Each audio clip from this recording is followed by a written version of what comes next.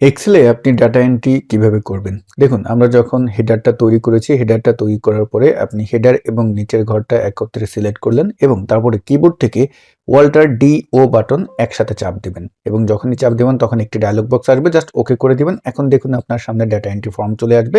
আপনি এখন এখানে নাম এবং ট্যাব বাটনে চাপ দিয়ে পরেরটা যদি লিখেন, আমি লিখলাম হলো মিরপুর।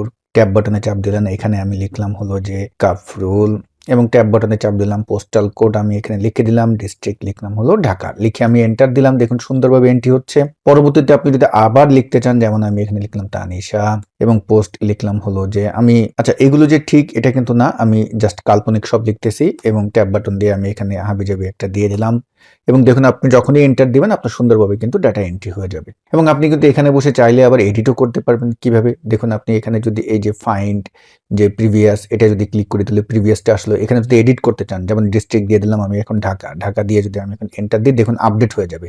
আবার যদি আপনি ফাইন্ড প্রিভিয়াস যান, কোনটা আপনি আপডেট করতে চাচ্ছেন, আবার যদি নেক্সট যেতে চান নেক্সটে যেতে পারবেন এবং যদি নিউ দিতে চান তাহলে নিউতে আসবেন। আমি এখন যদি এখানে আবার লিখি তাহিয়া মিরপুর কাফরুল পোস্টাল কোড, আমি এটা দিলাম, দেখুন আমার আপডেট হচ্ছে। কিন্তু ওখানে আমি একটা জিনিস এখনো এন্ট্রি করিনি, সেটা কি ডিস্ট্রিক্ট। তাহলে এই যে প্রিভিয়াসে যাবো, এখানে গিয়ে আপনি জাস্ট ঢাকা লিখে দিবেন।